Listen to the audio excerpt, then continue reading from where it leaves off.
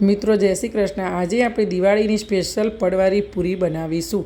એના માટે મેં 2 વાટકી મેંદો, 5 થી 6 ચમચી રવો, 1 ચમચી જીરું, 1 ચમચી મરી, સ્વાદ પ્રમાણે મીઠું, 4 ચમચી ઘી, 4 ચમચી તેલ મિક્સ કરીને ગરમ કરીને મેં લીધું છે। અને તમને ગમે તો તમે એકલું ઘી પણ લઈ શકો છો, પણ બહાર જેવી પૂરી બનાવી હોય તો ઘી અને તેલ મિક્સ કરવું જરૂરી છે। તો મિત્રો હવે આપણે લોટ બાંધીશું। લોટમાં આપણે હવે જે આપણે લોટ લીધા છે એ મિક્સ કરીશું। એની અંદર આપણે મીઠું નાખીશું અને જે મરી અને જીરું લીધા છે તે મેં મિક્સરમાં દળી કાઢ્યા હતા।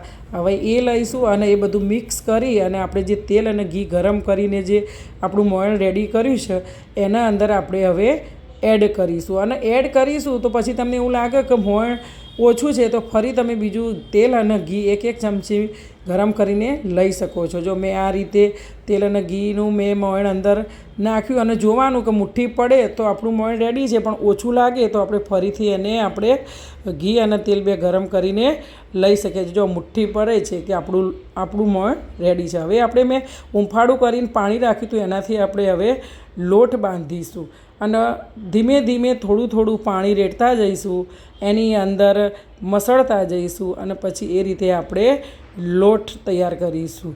બીજું કે બહુ વધારે પાણી રેડવાથી આપણે લોટ સરખો મસળી શકતા નથી, એટલે થોડું લોટ રેડવાથી આપણો લોટ જોડે સરસ મસળતો જાય છે અને અંદર જેટલું પાણી જાય એટલું આપણે પાણી રેડતા રહીએ તો આપણો લોટ એકદમ રેડી થઈ જશે।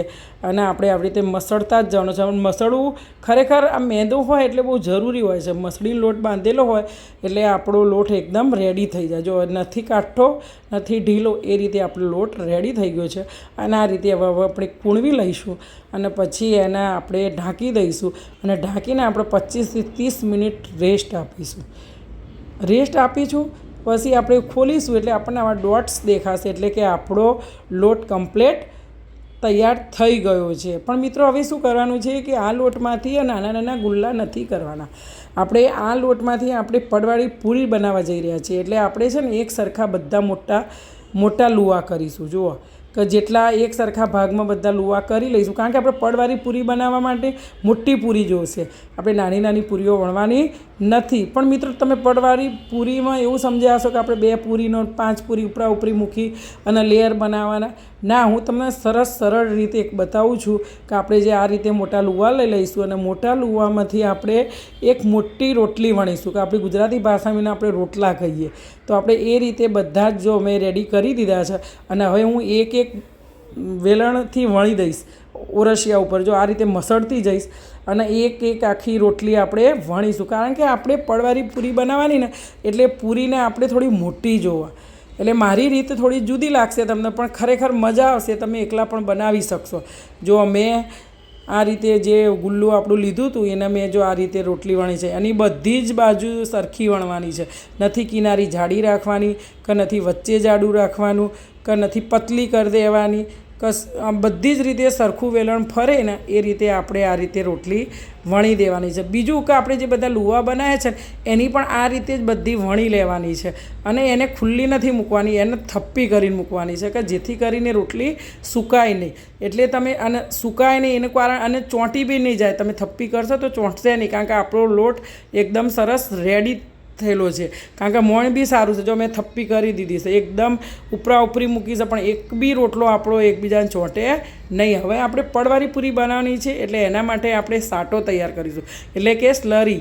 મેં અહીંયા 2 ચમચી મેંદો લીધો છે, જો તમારી ઘરમાં અવેલેબલ ચોખાનો લોટ હોય તો તમે લઈ શકો છો અને કોર્નફ્લોર બી લઈ શકો છો, પણ મેં મેંદો લીધો છે। હવે જો મેંદામાં ઘી ગરમ કરી અને 2 ચમચી મેંદામાં આપણે જેટલું ઘી થોડું આગળ ઉપર તરે એ રીતનો આપણે સાટો તૈયાર કરી લઈશું અને સાટો તૈયાર કરીને જે આપણે પૂરી જે રોટલી વણી છે એની ઉપર લગાવવાનું છે, એટલે આપણે સરખો સાટો તૈયાર કરીને એ પૂરીને આપણે લેયર બનાવવાનું છે, એટલે કે આપણે પડવાળી પૂરી બનાવવાની છે, એટલે કે જે આપણે રોટલો લીધો છે એના ઉપર લગાવી દઈશું। જો કેવી રીતે લગાવવાનું, તો કે બ્રશ વડે મેં પતલું જ લગાવવાનું છે, કોઈ જાડા થર કરવાના નથી। આ રીતે તમે ચાહો તો ચમચી વડે બી લગાવી શકો છો, હાથ વડે બી લગાવી શકો છો। તો આ રીતે બધાએ ફેલાવી દેવાનું અને પછી જુઓ કે કેવી રીતે આપણે આ રોટલીને વાળવાની છે એ ખાસ જોવાનું, કે આપણી 2 આંગળીઓની મદદથી આપણે ગોળ એ રોટલીને દબાવતા જઈશું અને વાળતા જઈશું।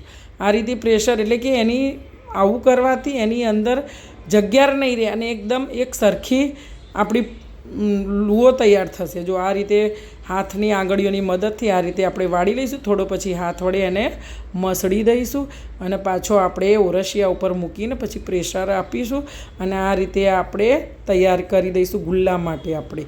જો આપણે બધા ગુલ્લા રેડી કરીને મૂકી રાખવાના નથી. આ રીતે એક એક રોટલા ઉપર આપણે સ્લરી લગાવીશું, એક એક આવી રીતે લુઓ તૈયાર કરીશું અને આ રીતે આપણે કટ લગાવી દઈશું. કારણ કે આપણે આ પૂરીને વણતા વાર લાગતી નથી. એટલે આપણે જ્યારે તેલ મૂકી જ દેવાનું જોડે. એટલે મેં તેલ બી રેડી કરી દીધેલું છે અને આ રીતે જો પૂરી લેવાની અને આ પૂરીને તમે ના વણો ને તોય બી ચાલે, વણતા વાર લાગતી નથી. તમે હાથ મૂકો ને તો આ પૂરી રેડી થઈ જાય છે. અને આમાં ગુલ્લાને ઊભું જ મૂકવાનું છે. જો ઊભું મૂકશો તો જ તમારું લેયર દેખાશે. એટલે આ એક ખાસિયત છે કે આપણું જે કટ કરેલું ગુલ્લું છે એને ઊભું જ દબાવવાનું છે. એટલે આપણે આ પડવાળી પૂરી તૈયાર થઈ જશે.